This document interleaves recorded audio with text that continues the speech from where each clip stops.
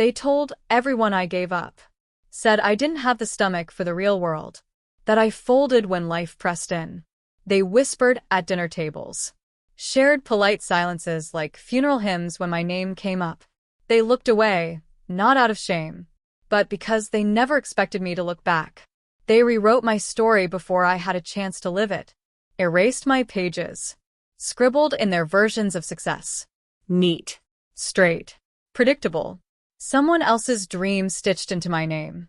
I wasn't the favorite, wasn't the prodigy, wasn't the golden child with perfect grades and the 5-year plan. I was the what happened to her at family reunions. The unsaid name in group photos. The one they pitted. The one they avoided. They called me the black sheep. But what they didn't know is that sheep don't stay in the pasture forever.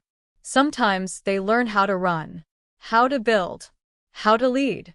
Sometimes they come back and save the very family that once cast them out. It wasn't failure. It was something bigger. Just not visible yet. Not visible in grade reports. Not loud enough for their Sunday church whispers. Not impressive enough for the family newsletter. But real. And alive. And growing. My name is Ava Mitchell. I'm 29 years old, and I live in Portland, Oregon. And this is how I stopped chasing their version of my life and built my own. But let me take you back. To the beginning. To the part they never cared to hear. To the fall they mistook for final. Because the truth? I didn't break. I just stopped pretending. It started with silence. Not the peaceful kind, but the suffocating kind. The kind that sits in your throat and pretends to be air. I remember the day I walked out of my job. Pressed the elevator button with trembling fingers. Watched the city blur through the glass as I descended, not just through floors, but through expectation, identity, and illusion. They called it quitting.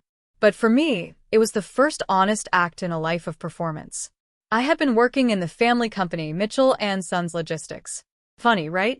No daughters in that title. No space for Ava.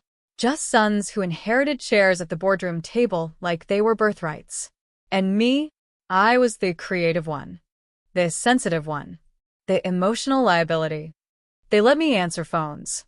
Design a logo once. Fetch coffee. But when I asked about supply chain upgrades or automation plans, they laughed. Stay in your lane, Ava. This isn't college group work. It's a real company. We need thinkers, not feelers. And every time I tried to show them I was both, they slammed the door a little harder. The truth is, I didn't leave the company. I escaped it. I walked out one rainy Wednesday. Didn't take my office plant. Didn't tell anyone goodbye. Just left. And no one came looking. Not that day. Not the next week. Not even 6 months later, when I started building something of my own. You see, when you're invisible to your own blood, you learn how to glow quietly. Not for attention, but for survival. They didn't ask how I was. Didn't check in. Didn't wonder what I was doing with all that time and talent they once said was a little too much. But I wasn't idle. I was watching, listening, learning what they couldn't see. Their business was aging fast. Outdated tech, clunky logistics, zero innovation. They ran it like it was still 1997. Fax machines, carbon copies, manual inventory. And I knew it was a time bomb, ticking. But I also knew they'd never hear that from me. Because to them, I wasn't a voice. I was an echo. They loved telling the story of how the boys turned the business into a 7-figure machine. How Uncle Robert secured the biggest shipping contract on the West Coast. How my cousin James got a glowing write-up in Forbes. But no one ever told my story. Because they didn't think I had one. Not yet. Not loud enough. Not worth mentioning. But here's the thing about black sheep. They don't disappear. They observe. They adapt. And when the time is right, they rise. I didn't know then how the story would twist. How the very people who once dismissed me would one day sit across from me, eyes wide, voices cracking, asking for my help. And not because I demanded attention, but because the truth walked in by itself and refused to stay quiet. I was supposed to be a Mitchell. Not by name. By blueprint. In our family, Mitchell wasn't just a last name. It was a mold. You wore suits by 17. Read Wall Street Journal headlines over breakfast. And by the time you could legally rent a car, you were already managing a division. I was born into that world. Silver spoons? Try spreadsheets in the crib. We didn't play house. We played merger. We didn't tell bedtime stories. We reviewed case studies. My dad, Richard Mitchell, is one of those men who doesn't blink unless a contract's on the table. He built the company with his two brothers, turned one truck and a used laptop into a regional empire. And somewhere in that journey, he forgot how to be a father. Or maybe he never tried. My older brother, Landon, was the prodigy. Perfect grades. Eagle Scout. Graduated Wharton early. He walked into the office at 22 and was treated like a vice president by 23. Me? I was the quiet girl with the sketchbook in the back of the room. The one who colored on financial reports. The one who asked why instead of how soon. When I was 6, I told my dad I wanted to be an artist. He laughed, then paused, then said, "That's sweet, Ava, but you're smarter than that." He didn't mean to crush me. He thought it was guidance. A little steering. But it was the first of many small deaths. By the time I was in high school, I knew how to file taxes, track inventory, and lead meetings, but I didn't know how to breathe around them. Everything was performance. Points. Posture. Precision. I got into USC Marshall School of Business, early decision. Because I knew they'd never celebrate me if I didn't play the game. And I played it. I smiled in photos I didn't want to be in. I shook hands I didn't trust. I interned at firms that drained every drop of color from my bones. But I was miserable. Not tired, hollow. I wrote poetry between marketing classes, painted on my dorm ceiling at 2 a.m., and cried during silent elevator rides. In my second year, I had a panic attack during an econ final. Passed out cold. Woke up in the campus medical center. Hooked up to wires. Surrounded by fluorescent pity. The counselor asked me, "What do you want, Ava?" And for the first time, I didn't have an answer. I left school 2 weeks later. I told my parents it was medical, that I'd be back next semester, that I just needed time. They didn't say much. Mom nodded stiffly. Dad blinked once, then said, "Just don't waste it." But I did waste it, at least to them, because I didn't go back. And I didn't become the woman they planned for me to be. I started working at a local bookstore in Portland. Mitchell and Inc., no relation. It was quiet, unimportant, beneath me in their eyes. But for the first time, I felt like I could hear my own thoughts. I served coffee, recommended novels, spent my weekends organizing poetry nights. And I was happy, but they couldn't see that. They only saw a detour. A disappointment. "She's just taking a break," my aunt told people. "She'll come back around," my mom would whisper. No one asked what I was learning, what I was feeling, what I was becoming. To them, I had vanished. Just like that. Erased from the family narrative. They stopped inviting me to investor meetings. Took me off the Christmas card mailing list. My name vanished from the About Us page on the company site. I was a ghost with a heartbeat. When Landon got promoted to COO, they threw a party at the yacht club. When I released my first short story in a local magazine, nothing. No email. No call. Not even a text. I began shrinking myself without realizing it. Stopped bringing up my interests. Stopped defending my choices. Stopped hoping they'd understand. I became the black sheep quietly. No scandal. No drama. Just faded out of the frame. And you know what hurt the most? Not the rejection. Not the silence. Not even the pity. It was the certainty in their eyes. That I had failed. Like they predicted it all along. Like I was just playing out the prophecy they whispered behind closed doors. She was always a little different. She feels too much. That's her problem. She's not cut out for real responsibility. I overheard my uncle say once, "Ava's not a risk. She's a distraction." I laughed out loud in my car that night, then cried until my ribs ached. Because the truth? They didn't break me. I broke myself trying to belong to them. But the cracks gave me something I never had before. A way out. I started learning. Quietly. Late-night YouTube rabbit holes on supply chain automation. Books on family business structures, legacy preservation, leadership psychology. Not because I wanted to prove anything, but because I could not know. Somewhere deep inside me, the girl who once colored on spreadsheets still wanted to understand how the machine worked, and maybe even build her own. I applied for an entry-level role in a startup logistics software company under a fake last name. Got it. They had no idea I came from the Mitchell bloodline. And I liked it that way, because for the first time I was being seen, not as a Mitchell, not as a disappointment, but as me. No pressure, no legacy, just Ava. I answered customer support tickets, built training manuals, tested workflows, sat in meetings no one thought were important, and I absorbed everything. I started seeing where my family's company was vulnerable, where they were falling behind, where disaster was practically guaranteed. And yet, I didn't tell them, not yet. because I had nothing they wanted. No power, no title, no seat at the table. I started rebuilding, but no one noticed. And that was the greatest freedom I never asked for. At first, it felt like nothing. Just motion. Just something to do.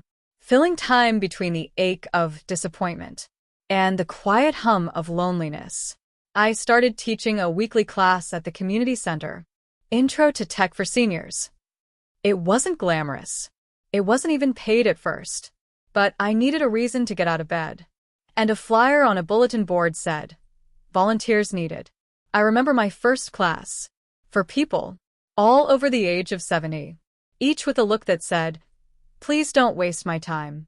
And maybe I did, at first. I stumbled through the lesson. Over-explained things. Fumbled with cords and adapters. Spoke too fast. Apologized too much. One woman, Estelle, folded her arms halfway through and said, "This machine hates me." Everyone laughed. Even me. But I stayed. And so did they. The next week, there were 6 of them, then 9, then 12. And something unexpected started happening. They weren't just learning tech. They were reconnecting with life. Estelle emailed her grandson for the first time. Clyde found old photos of his late wife on Google Drive. Nora learned to order her medication online without needing to call her son. And I started to breathe again. It didn't feel like purpose at first. It just felt like something that didn't hurt. But that was enough. I began tweaking the curriculum. Wrote a simple step-by-step manual. Printed out guides with extra-large font. Created little cheat sheets with smiley faces and sticky notes. We called ourselves the Silver Coders. And they were proud. They walked into class with notebooks. Asked questions. Practiced. Failed. Laughed. Tried again. I remember one day vividly. Estelle had been trying to use Zoom to call her son in Florida for weeks. She'd almost given up. "This thing just mocks me," she muttered, jabbing at the screen. I sat beside her, adjusted the microphone settings, walked her through it slowly, then stepped back. Her son picked up. "Mom," his voice cracked. "Is that you?" She froze, stared at the screen, then smiled, wide and shaking. "I can see you, baby. You look tired. Are you eating?" There wasn't a dry eye in the room. Even Clyde coughed into his hand to hide the tear rolling down. That night, I walked home in the rain, but I didn't feel cold. I felt alive. No one outside that room knew what had happened. No headlines. No applause. No funding. No awards. But it mattered. Every class, every lesson, every little win was a quiet act of rebellion against the voice in my head that said I wasn't enough. I started getting requests from other centers. Word was spreading. Somebody's grandmother told a neighbor, who told their sister, who ran a senior outreach newsletter. Soon I was running 3 classes a week. Then 5. I built a simple website, uploaded PDFs, created YouTube tutorials with my cracked iPhone 8. No fancy gear. No ad spend. Just truth. Real people. Real needs. Real connection. And slowly, people noticed. I was invited to speak at a small tech conference, presented a workshop on bridging the digital divide for the elderly. 10 people came. Then 20 the next month. Then 50. A startup in Seattle reached out, asked if I could consult on UI for senior-friendly app design. Your guides are the most human we've seen, they said. I started charging for consultations. Built a little income stream.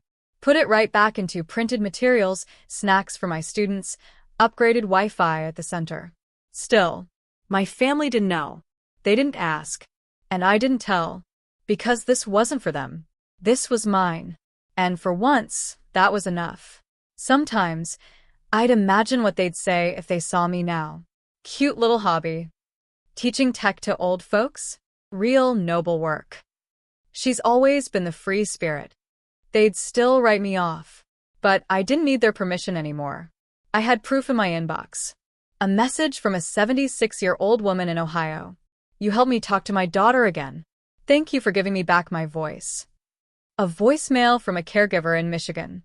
Your printables have changed the way we train our residents. God bless you. A handwritten letter from Estelle.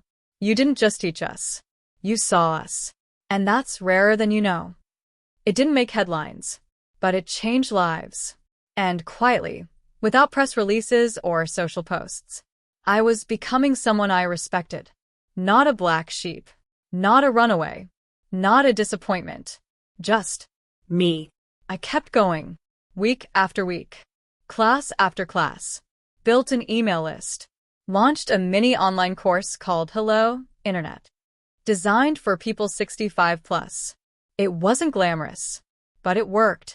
And every time someone hit send for the first time, or downloaded an app, or found an old photo, a little part of me healed, because I realized I never needed a boardroom to make an impact. Just a room, with people, and patience. Emily sat silently in her car, parked a few blocks away from the place her brother had described. Her heart was racing again, but this time it wasn't just fear, it was fire. She wasn't the same girl from last week who sat at the family dinner table, trying to pretend everything was fine. That girl was gone. She opened the glove compartment and pulled out her small journal, the one she'd kept hidden from everyone. She flipped through the pages quickly until she found the entry from the night after she overheard her family. She read it again. They talk about me like I'm not their own. Like I'm just some game piece in their twisted puzzle. But I remember who I am. I remember the promises I made to myself. With one deep breath, she got out of the car and walked toward the building. It was a modest, two-story brick house tucked between a line of townhomes. Her brother had told her he would be here, him, the one her family didn't want her to know about. The one they'd lied about all her life. Emily walked up the steps and knocked. The door opened slowly, revealing a middle-aged man with sharp cheekbones, dark eyes, and a familiar dimple on his chin. That same dimple she saw every day in the mirror. He looked at her for a long second before his voice cracked. Emily? She nodded. He opened the door fully, motioning her inside. The air inside smelled like cedar and vanilla. A comforting smell. A real smell. I wasn't sure you'd ever come, he said. I wasn't sure either, she whispered, her voice trembling. I'm Matthew, he said gently. Your father. The word hit her like a bullet and a hug at the same time. You were never gone, she said, eyes glassy. They made me believe you didn't want me. Matthew's expression broke. They didn't just lie to you. They stole everything from us both. They sat in his small living room, neither rushing the silence. It wasn't awkward, it was sacred. I have so much to tell you, he finally said. But more than anything, I want you to know I never stopped looking. I never gave up on you. Emily wiped her tears. And I never gave up on me.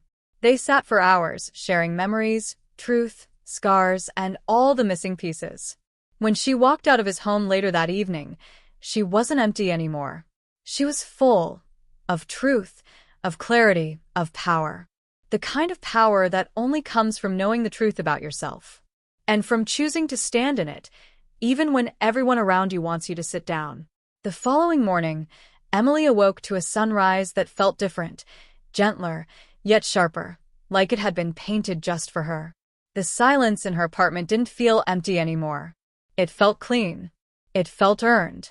It felt like the start of something new. She sat at the edge of her bed for a few minutes, staring out the window, letting the sunlight wash over her face.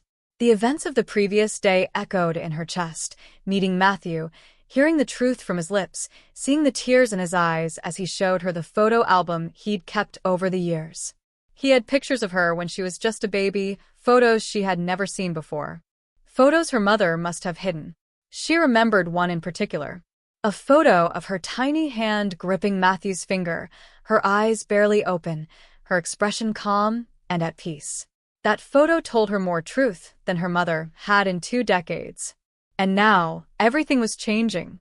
She stood up, moved to her desk, and opened her laptop. There were a dozen emails from her mother and one from her aunt. She didn't open them. She wasn't ready to dive back into that noise yet, not until she had fully found her footing. Instead, she opened a blank document and began to write. Not a journal entry this time, but a letter. A statement. A truth she had carried for too long. To the people who raised me with lies. You do not get to define me anymore. I was never broken, just buried beneath your expectations, your judgment, your silence. But I'm not silent anymore. She paused, took a deep breath, and continued typing. The words flowed like a river after storm. She wrote about the nights she cried alone, wondering why she felt like she didn't belong. She wrote about the anger she had buried for years. She wrote about the woman she was becoming, brave, open, and finally free. Once finished, she saved the letter but didn't send it. Not yet. She needed to face them first. In person. The following weekend, she drove back to her hometown. Every mile felt like a confrontation. Her palms were sweaty on the wheel, and every familiar road was lined with memories, some beautiful, most painful. When she reached the family home, she sat in the driveway for almost 10 minutes before stepping out. Her mother was already at the door, as if she had been watching and waiting. "Emily," her mother said with a tight smile. Emily didn't return the smile. "We need to talk." Inside, the house looked the same, except now it felt like a stage set. Too polished. Too false. Her father sat stiffly in the armchair, and her younger cousin Lauren, who had recently moved in with them for college, lingered awkwardly at the edge of the hallway. Emily didn't waste time. "I know the truth," she said, her voice steady. "I met him. I met Matthew." Her mother's face fell instantly. Her father's hands clenched on the armrest. "You went behind our back?" her mother snapped. "You've been living behind my back my whole life," Emily replied. "You lied to me. About my father. About my history. About who I am." Her mother stood, defensive. "We did what we had to do to protect you." "No," Emily said, standing taller. "You did what you had to do to control the story." To control me. "But I'm done living inside your lie." Her father spoke up, quieter, guilt weighing his words. "We thought it would be better for you this way. He wasn't the man you needed back then." "You don't get to make that choice for me," Emily replied. "You made me feel unwanted for years just to preserve your version of the truth. But the truth doesn't belong to you. It belongs to me." Tears welled in her mother's eyes, but Emily didn't flinch. "I'm not here for apologies," Emily said firmly.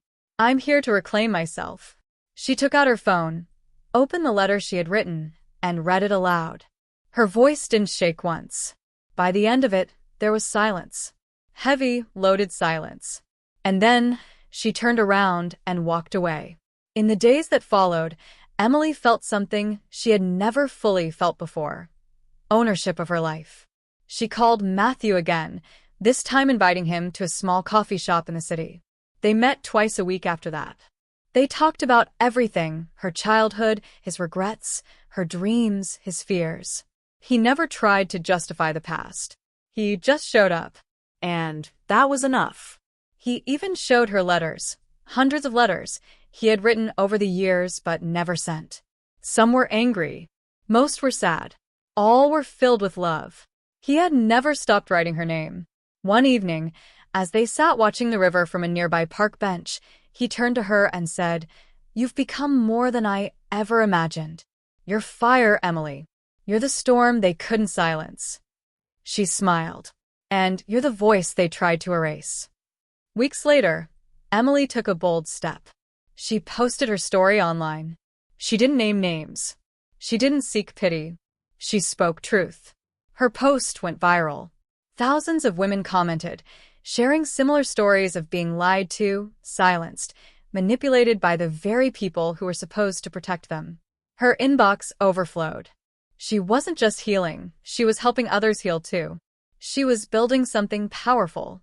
Not a brand, Not fame. but a movement, a collective rising of truth-tellers.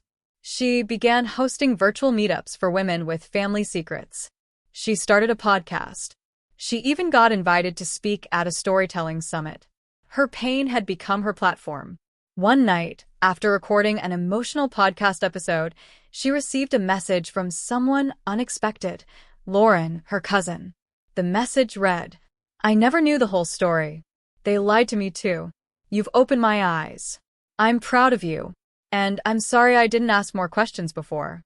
Emily stared at the message for a while, her chest aching with a strange mixture of grief and hope. Maybe some people could come back into her life. Maybe some bridges weren't meant to be burned, but rebuilt, with honesty this time. She replied simply, "Thank you. It's never too late to start asking questions." Months later, Emily stood on a stage in New York City, speaking to a packed audience. The theme of the event was reclaiming the narrative. Her speech wasn't just powerful, it was soul-shaking. She told them about the girl she used to be, the one who smiled through family dinners while her soul screamed inside. She told them about the man they tried to erase, and how finding him helped her find herself. She told them about truth, how it burns but how it also builds. The crowd rose to their feet when she finished. And somewhere in the back row, Matthew stood with tears in his eyes, clapping the loudest. Emily was no longer anyone's secret. She was a voice, a force, a woman who chose herself, over the lie, over the silence, over the fear. And in doing so, she reminded others that they could do the same. The days passed like a blur after that stormy night. Amelia woke up the next morning with swollen eyes and a heart that felt like it had aged 10 years. She had barely slept. She kept replaying Ethan's words, Emily's tears, and above all, the silence of her own parents as everything unfolded. They didn't say a word. Not to stop Emily, not to defend Amelia. Just silence. That silence told her everything she needed to know. She couldn't stay in that house. Not for another day. She booked a temporary stay at a friend's guest house across town. It was small, modest, but it gave her something she hadn't felt in weeks: peace. Every creak of the wooden floor reminded her she was somewhere she chose. Somewhere she was allowed to feel without judgment. Somewhere she wasn't surrounded by liars hiding behind warm smiles. Amelia started each day with a walk, letting the summer wind soothe her aching thoughts. She'd sit at a quiet cafe near the river with her journal, jotting down the truth of everything she had been holding in for years. The lies, the secrets, the manipulation, they no longer had power once she saw them on paper. It was like she was writing her own freedom into existence. One afternoon, as she sipped her latte and scribbled her pain into words, a familiar voice called her name. "Amelia?" She turned. It was Elijah. She hadn't seen him in years, not since college. He looked older, more rugged, with tired eyes that softened the moment they locked with hers. "Elijah," she whispered, stunned. "I almost didn't believe it was you," he said, walking toward her. "May I?" She nodded, and he took the seat across from her. They talked like time hadn't passed. About everything and nothing. He was now working for a nonprofit that helped abused children and women find safe spaces and rebuild their lives. Amelia listened, mesmerized, as he spoke about strength, resilience, and truth, the very things she was learning to rediscover in herself. And then, gently, he asked, "What about you? Where are you running from, Amelia?" Her heart paused. No one had asked her that, not directly. She stared into her coffee cup for a long time before replying, not running. Finally choosing to stop pretending everything was okay. He nodded, no judgment in his eyes, only understanding. From that day on, Elijah became a part of her healing. He didn't try to fix her. He simply showed up with kind words, late-night calls, or silence when she needed it. He reminded her that not everyone left, and not everyone lied. Some people stayed. Some people told the truth, even when it hurt. One evening, Amelia found herself standing outside her childhood home again. She didn't plan to, her car just ended up there. The lights were on. Laughter echoed from the porch. A family dinner, maybe. But she didn't feel like she belonged anymore. That house had never really been a home. She drove away, not in sadness, but with clarity. She didn't need their apology anymore. What she needed was her own permission to move forward, to heal, to live. Weeks passed, and she finally signed the lease on her own place, a small 2-bedroom apartment with a balcony overlooking the city skyline. It wasn't perfect, but it was hers. She decorated it with soft colors, fresh plants, and photos she took on her walks. She created a space that felt like warmth, truth, and beginnings. On a quiet Sunday, Elijah visited. They stood on the balcony, watching the sunset melt into gold. "I'm proud of you," he said. Amelia smiled. "For what?" "For not letting what they did define you. For choosing you." That night, as she lay in bed, the wind danced through the open windows, and for the first time in years, Amelia didn't feel like a stranger to herself. She was no longer the girl seeking approval from people who never really saw her. She was the woman who had walked through the fire, carrying her own light. Emily sat by the windowsill, staring at the city lights of New York twinkling below. For years, this city had been her dream, its ambition, its rhythm, its energy. But now it felt cold, distant, and hollow. After the lies and betrayals, even the beauty outside her apartment felt like a facade. She wrapped her arms tightly around her knees, seeking warmth, not from the cold, but from the aching emptiness in her chest. She had always believed family was supposed to be her safety net, her unwavering shelter in a chaotic world. But what happens when that net is laced with deception? When the very people she trusted most played a role in orchestrating her pain? Emily hadn't spoken to her family in weeks. Every time her phone buzzed, her heart leapt into her throat, torn between the fear of hearing their voices and the hope that maybe, just maybe, they'd say they were sorry. But no apology came. Only silence. It was in this void that Emily began to rebuild herself. Days turned into weeks, and she started establishing boundaries, not out of spite, but out of love for herself.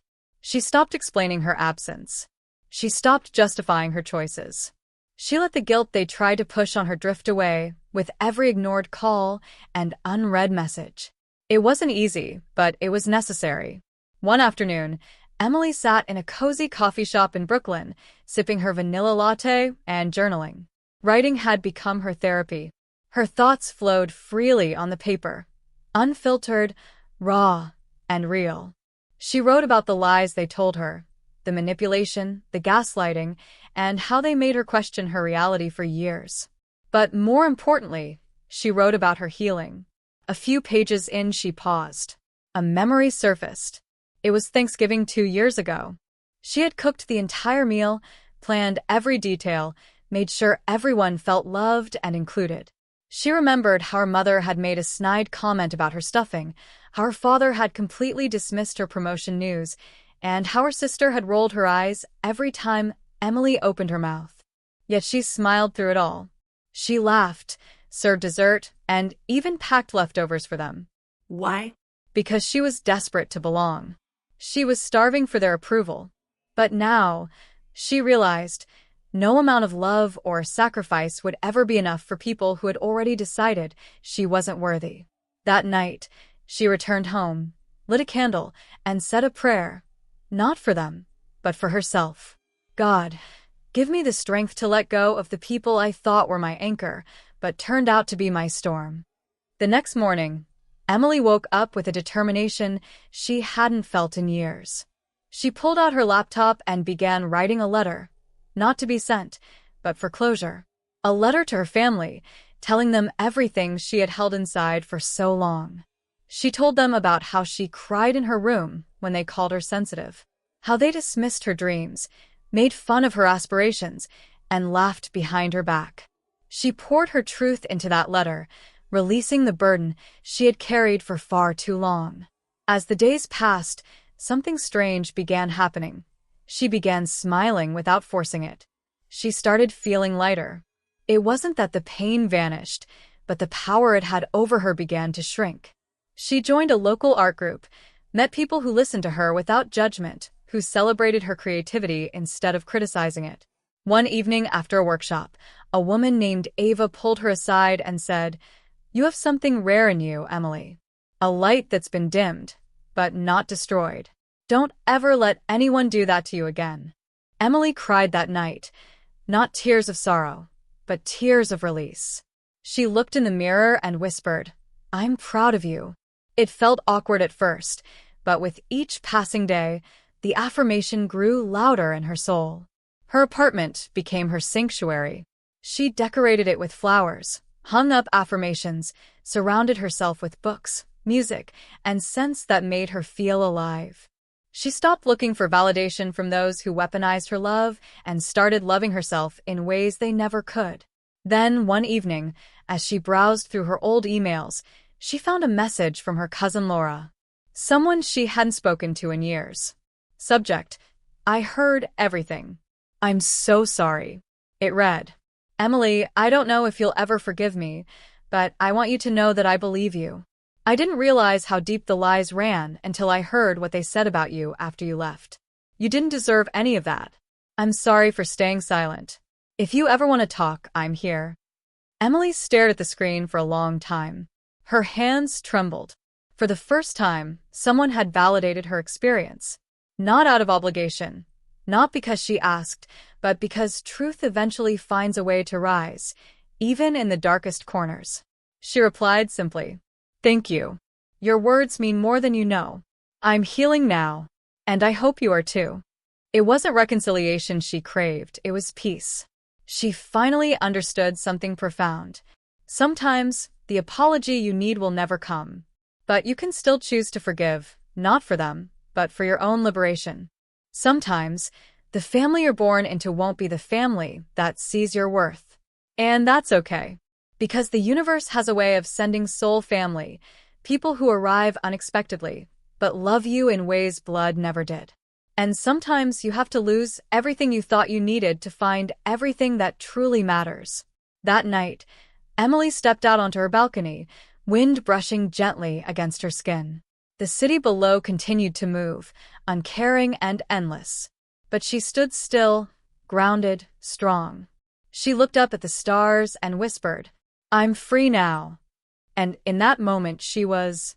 It had been nearly 6 months since the truth came out, since Sophia uncovered the tangled web of lies spun by the people who once claimed to love her unconditionally.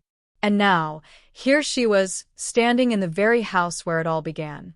The autumn air was crisp, curling in through the slightly open windows as leaves danced across the porch. Everything inside the house looked the same. The hallway photos, the faded couch, the way her mother's perfume lingered faintly in the air.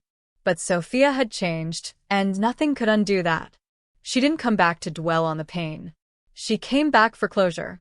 The decision to return wasn't easy. For months, she wrestled with whether confronting the past would open new wounds or, finally, allow the old ones to heal. But deep down, she knew that some doors had to be shut in person. She wasn't the same fragile girl who was cast aside when the truth became too inconvenient for her family. She was stronger now, wiser, braver, more awake. As she stepped into the kitchen, the memories hit her like a flood. That's where she had overheard her parents talking in hushed, hurried voices, where her heart first splintered under the weight of betrayal. Her father's voice still echoed in her mind. She was never supposed to find out. That single sentence had flipped her world upside down. And now, the woman who raised her sat silently at the table, her eyes red-rimmed, her hands trembling as she held a lukewarm cup of tea. "I didn't think you'd come," Linda said quietly. Sophia sat down across from her mother, locking eyes with the woman who had kept her in the dark for nearly 30 years. "I didn't think I would either," she replied, her voice calm but firm. There was a long pause. Linda stared at her hands. "I wanted to tell you so many times. I didn't know how." "You had 30 years, Mom," Sophia said, her voice cracking. 30 years to tell me who I really am." Tears welled in Linda's eyes. "We thought it was for the best. Your father and we thought." No. "You decided it was easier for you, not better for me." Linda nodded slowly, defeated. "You're right." The room fell silent again. The ticking clock on the wall was the only sound. Sophia looked around, trying to find a trace of herself in the walls, in the furniture, in the woman before her, but everything felt like a stage built for a character she no longer played. "I loved you so much. I trusted you with everything," she said, her voice shaking. "And now I don't even know if any of that love was real or just something you fed me to keep me from asking questions." "I never stopped loving you," Linda whispered. "Not once." Sophia shook her head. "But you stopped being honest. And love without truth is just control." It was the first time she had ever said that out loud. And it felt like freedom. Later that evening, Sophia walked through the neighborhood where she grew up. Each corner held a memory. The tree she used to climb. The swing set where she scraped her knees. The park bench where she once wrote poetry under the stars. She felt her phone buzz in her pocket. It was Noah. He had been her rock these past months. Through the tears, the confusion, the anger, he stood by her side, offering gentle encouragement and reminding her who she was underneath all the rubble. "Noah, how did it go?" "Sophia, heavy. But I'm okay." "I said what I needed to say." "Noah, I'm proud of you." "Sophia, can't wait to come home." He sent a heart emoji. Simple. Warm. Steady. That's what he had always been, steady. Sophia paused at the corner of Magnolia and Pine, staring at the small bookstore that used to be her favorite place in the world. As a child, she would sit between the shelves, thumbing through fairy tales and imagining a world where she was chosen, not lied to. And now she had chosen herself. A week later, Sophia returned to New York. Her apartment, once a place of retreat, now felt like a temple she had rebuilt from the ashes of her past. She stepped inside and found a small note on the kitchen counter in Noah's handwriting. "Home is wherever you are." She smiled. The final pieces of her identity had started to fall into place. She was no longer the daughter of lies, the girl kept in the shadows, the one too fragile to handle the truth. She was Sophia Daniels, a woman who had been tested, broken, abandoned, and yet emerged from it all with clarity and grace. Her healing was not linear, and forgiveness wasn't automatic. But she was learning. Some days, the hurt still visited her. Sometimes, she would wake up from dreams that felt too real, her heart aching for a version of her life that never existed. But then, she'd remember the truth and how it had set her free. Months passed, and Sophia began to write. Not in secret journals or tucked-away files, but for the world. She told her story, piece by piece, through blogs, podcasts, and panels. She met others who had been betrayed by the very people who were supposed to protect them. She found purpose in her pain. One evening, she stood on stage at a women's empowerment event, speaking to a crowd of over 300. "My name is Sophia Daniels, and my family lied to me for most of my life," she began, her voice strong, her posture unshakable. "But here's what I've learned. Truth has a way of showing up when we're ready to receive it. And when it does, it breaks us, so it can build us back stronger." The audience listened in silence, some nodding, others crying. "I am not here to shame anyone," she continued. "But I am here to say this. You deserve the truth. You deserve love that is honest. And no matter who tried to rewrite your story, you have the power to write the next chapter." Thunderous applause filled the room. Sophia stepped off the stage, tears in her eyes, Not from sadness, but from a soul that had finally been heard. A year later, Sophia visited her childhood town once more. Not out of need, but by choice. She stood at her father's grave. He had passed quietly, just 3 months prior. She hadn't seen him since the day she confronted her mother. There was no dramatic goodbye, no last-minute confessions, only silence. "I forgive you," she whispered, placing a single white rose at the base of the headstone. "Not for you. For me." The wind blew gently, and for the first time in her life, Sophia felt entirely her own.